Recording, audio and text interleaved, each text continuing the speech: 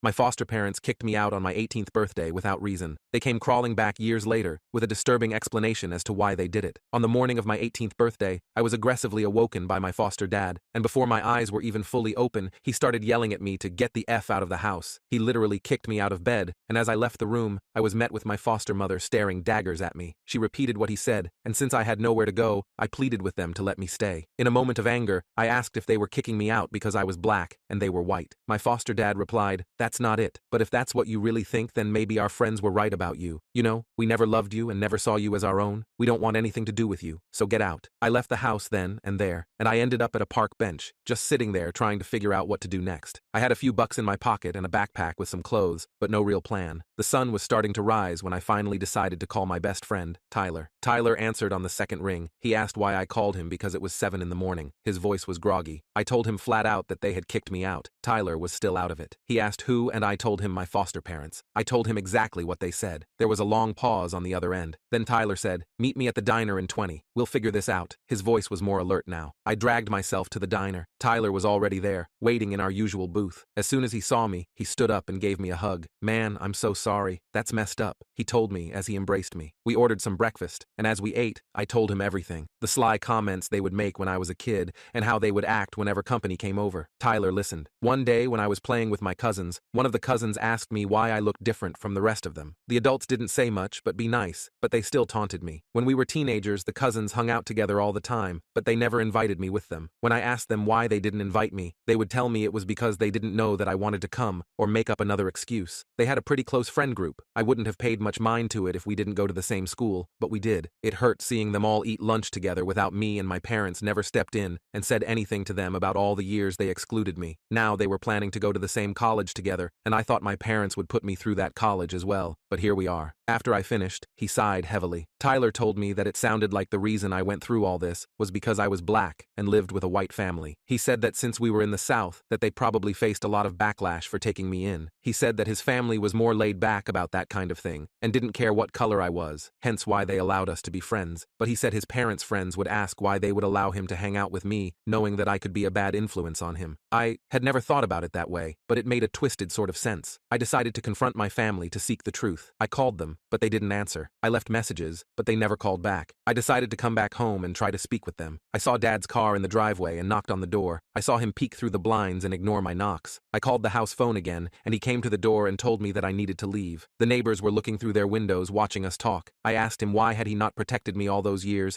and why they decided to kick me out on my birthday. He said again that I needed to leave and threatened to call the police. I left just as quickly as I came. I couldn't believe he threatened to call the police on me after taking me in when I was 3 and raising me until today. They turned me away, and I felt like the little boy that no one wanted to play with all over again. I made the difficult decision to leave my hometown. I moved to a new city a bit further north. The first few months were incredibly tough. I stayed in a shelter for a while, saving up every penny I earned from a bunch of dead-end jobs. Eventually, I managed to rent a small, run-down apartment. It wasn't much, but it was mine. I enrolled in night classes at a community college and worked during the day. I was exhausted all the time, but I was determined to make something of myself. Years passed. I finished my associate degree and landed a decent job as an administrative assistant at a marketing firm. It wasn't glamorous, but it was stable, and I was good at it. I even got a few promotions along the way. Then I met Jasmine. She was a new hire at the firm, and we hit it off immediately. Jasmine was smart, funny, and incredibly kind. She had this way of making everyone around her feel special. We started dating, and before long, we were inseparable. A few years later, I planned a perfect night for her and I. I had been planning this evening for months, saving up every spare penny to make it unforgettable. Jasmine deserved the best, and I was determined to give it to her. We arrived at the rooftop restaurant just as the sun was setting. The sky was beautiful. It was pink and gold as the sunset. Jasmine's eyes showed her excitement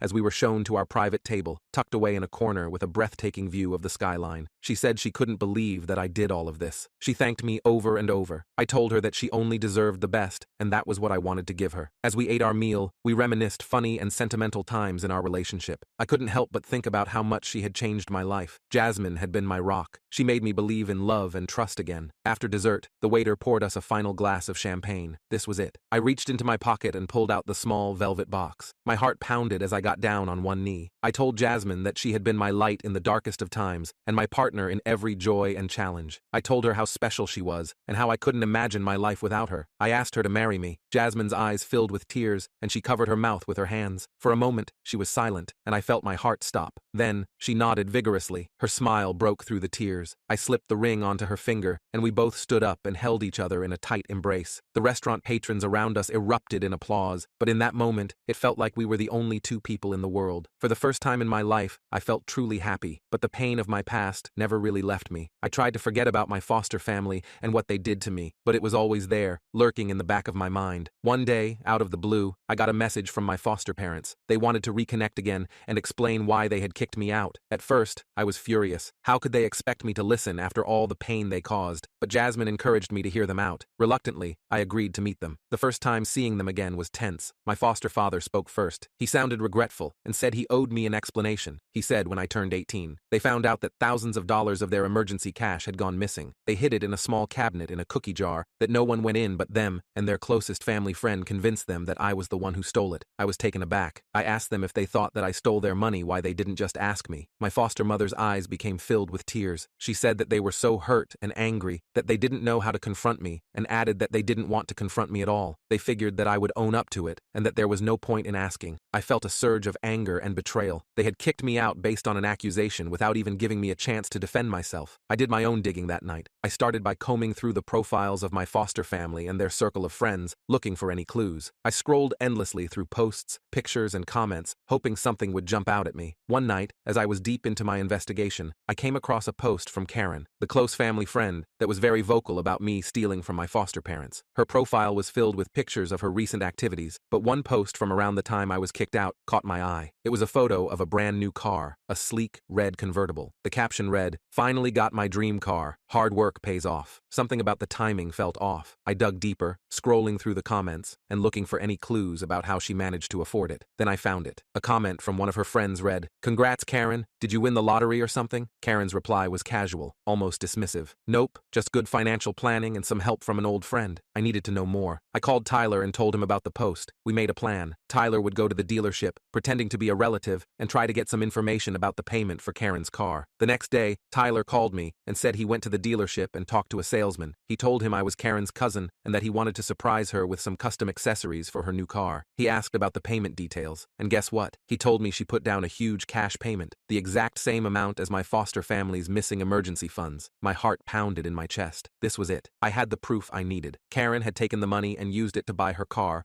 all while letting my foster parents believe I was the thief. I decided to confront Karen directly. I went to their house. When I told them all that I knew, she broke down, confessing everything. She said she was in a bad place financially and felt like this was her way to enjoying her life. She said she panicked about how sorry she was. Then she talked about how she didn't mean for it to get this far. I recorded our conversation on the phone stored in my pocket. After I got what I needed, I went back to my foster parents. They were deeply apologetic. They said they were so sorry and that we were wrong and should have trusted me. I told them that I appreciated their apology, but the lack of trust they had in me mixed with the treatment I received growing up was too much baggage to have a relationship after that. They threw me out without any real evidence, and I couldn't just forget that. As my wedding day approached, I made a difficult decision. I chose not to invite them. I knew that inviting them would bring on more pain on me and Jasmine's special day. They were hurt when they found out the news, but they respected my choice. On my wedding day, I was surrounded by friends and loved ones. I felt a sense of peace I had never known before. I had built a new life, one filled with love and happiness, and I was determined to protect it. The journey had been long and painful, but I had finally found my way. With Jasmine by my side, I looked toward the future. After the wedding, life continued to improve. Jasmine and I bought a house, and we talked about starting a family of our own. The pain from my past didn't vanish overnight, but it became easier to manage with time and the support of my new family. I kept working hard at my job, and eventually, I got promoted to a management position. It was a big step for me, and it felt like all my hard work was finally paying off. Jasmine was always there, cheering me on, and I knew I couldn't have done it without her. Every now and then, I'd get a message from my foster parents, usually around the holidays. They kept apologizing and asking for another chance. It was hard to know what to do. Part of me wanted to forgive them, to rebuild some kind of relationship, but another part of me was still so hurt and angry. One night, Jasmine and I were talking about it, and she said something that really stuck with me. Forgiveness doesn't mean you have to let them back into your life. It just means you're choosing to let go of the anger for your own peace. I thought about that a lot. I realized I was holding on to my anger, but it was also weighing me down. So, I decided to forgive them in my heart, even if I wasn't ready to let them back in. A few months later, I wrote them a letter. I told them I appreciated their apologies and that I forgave them for what they did. I also explained that I wasn't ready to have a relationship with them, but I wished them well. It felt like a huge weight had been lifted off my shoulders. Life went on, and things got better and better. Jasmine and I had our first child, a beautiful baby girl we named Lily. Holding her for the first time, I felt a kind of love I'd never experienced before. I promised myself I would always be there for her, no matter what.